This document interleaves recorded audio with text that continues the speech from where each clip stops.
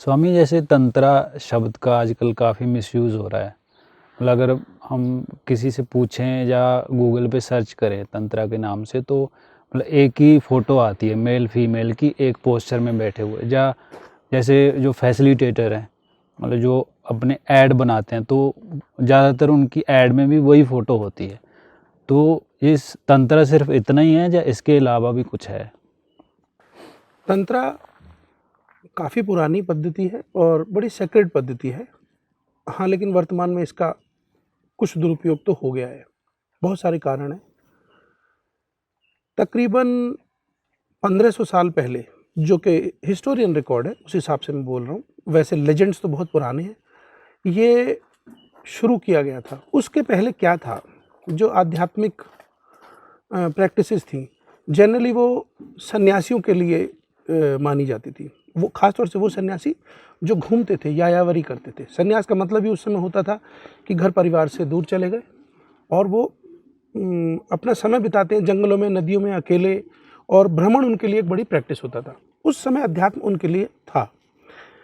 कुछ थिंकर्स ने और कुछ संवेदनशील लोगों ने, कुछ जागृत पुरुषों ने सोचा कि जो एक बड़ा वर्ग है जो कि गृहस्थ है, उसके लिए अध्यात्म की क्या प्रैक्टिस हो, क्योंकि वो इससे वंचित था। बड़ा समाज था वो, सन्यासी समाज छोटा था। तो उन्होंने इस तरह से करके एक ऐसी पद्धति को जन्म देने का प्रयास किया। ऑफ कोर्स कुछ 100 वर्ष लगे इसमें। इसका प्रयास किया गया कि जो लोग ग्रस्त हैं और जो लोग ट्रेडिशनल सन्यास प्रैक्टिस नहीं कर रहे हैं, उनके लिए भी कोई सिस्टम डेवलप किया जाए। तो उन्होंने कुछ ऐसी ध्यान विधियों का निर्माण करना शुरू किया, कुछ ऐसी छोटी छोटी डिवाइसेस का, और बाद में वो संकलित होती चली गई और विज्ञान भैरव तंत्र के नाम से एक जो ग्रंथ है, रुद्रमाला तंत्र जो है, उसमें संकलित हुई। ये कहानी लगभग 1000 साल पहले की है, जिनके साथ अभिनव गुप्त का नाम जोड़ा जाता है, कश्मीर के। वो पूरा अलग बात है, क्योंकि उसके रिकॉर्ड भी बहुत कम है। जो लेजेंड है, वो लेजेंड ये कहते हैं कि शिव ने पार्वती को ये सब सूत्र बोले थे, ऐसा 112 विधियां। अब अगर आप उन विधियों को ढूंढेंगे और उनको देखेंगे, तो आप उनमें पाएंगे कि वो बड़ी सरल सी विधियां हैं। चूसना है तो चूसना ही बन जाइए, गोल गोल घूमते ही रहिए, या किसी ऐसे स्थान पे वास करिए जो खुला हो, विस्तारित हो, भक्ति में लीन हो जाओ, श्वास को देखते रहो। ये सब इस तरह के प्रयोग है कि कोई गृहस्थ कहीं भी कर सकता है, किसी गुरु की जरूरत भी नहीं है इसमें। तो ग्रस्त लोगों के लिए एक ऐसा सिस्टम तैयार होने लगा धीरे धीरे, जो कि जिसमें जीवन, जो भी वो जीवन जी रहा है। जैसे उदाहरण के लिए एक विधि है कि रास्ते पे चलते हुए जब आपका कोई मित्र अचानक मिल जाए, तो उस हर्ष में डूब जाओ, अपने ही नाम का उच्चार करो। अब भला ये कोई विधि है? अपने ही नाम का बार बार उच्चार करो। या एक विधि है कि जीव के मध्य बिंदु पर अपने अवधान को टिकाओ। ये सब वो विधियां हैं जो आप कहीं भी बिना गुरु की सहायता से बैठे हुए कर सकते हैं। तो ये बहुत पॉपुलर हो गया। फिर ऑफ कोर्स इसमें जीवन के सभी आयाम शामिल थे। तो जो गृहस्थ का जो एक दाम्पत्य जीवन होता है, जो संभोग, पति पत्नी के बीच में जो संभोग का संबंध होता है, उससे संबंधित भी 2-4 बड़ी बड़ी संवेदनशील विधियां थी। वो संभोग पर आधारित नहीं थी, संभोग की ऊर्जा पर आधारित थी। ये सब क्लासिकल तंत्र है, जो रियल तंत्र है। विज्ञान भैरव तंत्र में भी इसको लिया गया है। लगभग 112 विधियां हैं, सब जानते हैं। अमेरिका में क्या हुआ थोड़े समय के बाद, जैसे कि अमेरिका तो बहुत बाद में आया, लेकिन कुछ जो वेस्ट में था, अभी कुछ थोड़े ही साल पहले की बात है, जो वेस्ट में था, वहां पर एक नई ही चीज पैदा हो गई, खासतौर से उन 2-4 विधियों को लेकर के, जिसको कहते हैं नियोतंत्र।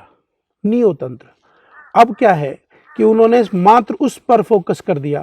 वो जो 4-5 विधियां हैं कि जब तुम अपनी पत्नी के साथ या अपनी प्रेमिका के साथ शारीरिक संबंध में प्रवेश करो, तो शरीर को कंपने दो, उन भावनाओं में ठहरो। वो इस तरह की 2-4 विधियां हैं।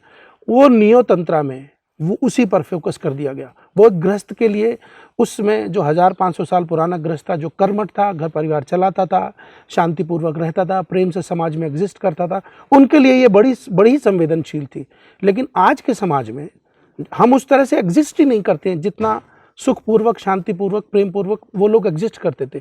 वैसे हम एग्जिस्ट नहीं करते हैं और विधियां बरत रहे हैं वो। तो जाहिर है कि इसमें तो परवर्जन होना ही है, विकृति आनी है। और कुछ लोगों ने इसमें, कुछ संचालक भी शामिल है हमारे यहाँ के और अन्य पंथों के भी शामिल है, इसका दोहन करना शुरू कर दिया। इससे शोषण हो रहा है। अध्यात्म के नाम पर कुछ भी उल्टा सीधा चल रहा है, ऐसा था नहीं, बिल्कुल नहीं था ऐसा। और अगर लेजेंड को भी माने तो हम ये समझ सकते हैं कि शिव का मंतव्य ऐसा नहीं रहा होगा, क्योंकि डायलॉग पति और पत्नी के बीच में है, शिव और उमा जी के बीच में है डायलॉग। तो कोई पति अपनी पत्नी को ऐसे ऐसी विधियां क्यों देगा जिससे समाज में परिवर्तन आएगा या जीवन में परिवर्तन आएगा? ना ही इन लोगों ने जिन्होंने सोचा था, तो जिन्होंने ये विधियां निर्मित की, उन्होंने भी ऐसा नहीं सोचा था और इस तरह से लाए भी नहीं थे। और इसी का फिर एक दूसरा प्रभाव भी हुआ कि जब आदि गुरु शंकराचार्य ने देखा कि गृहस्थ जीवन में ये बहुत वो फैल रहा है, तो उन्होंने पुनः फिर दशनामी परंपरा को स्थापित किया, ये बनाए, वो पूरी हिस्ट्री है, वो अलग है। जो उन्होंने 4 जो हमारे ये धाम बनाए चारों हिंदुस्तान के कोनों पर, वो इसी कारण से बनाए कि वो धीरे धीरे फिर वो बात बदलती चली गई। पर आज का जो तंत्र है वो नियो तंत्र के नाम से है, जिसमें लोगों की भावनाओं का शोषण होता है, उन्हें उसी ढंग के ध्यान कराए जाते हैं जो वो बेचारे करना चाहते हैं। तो नए लोग आ जाते हैं उसमें, वो ये समझते हैं कि यही तंत्र है। तंत्र वो नहीं है। तंत्र है आध्यात्म ग्रस्त में रहना, और हर जो चीज़ हम कर रहे हैं उसमें ध्यान के तत्व को जोड़ देना। खाना खा रहे हैं तो आप ध्यान से भोजन करिए।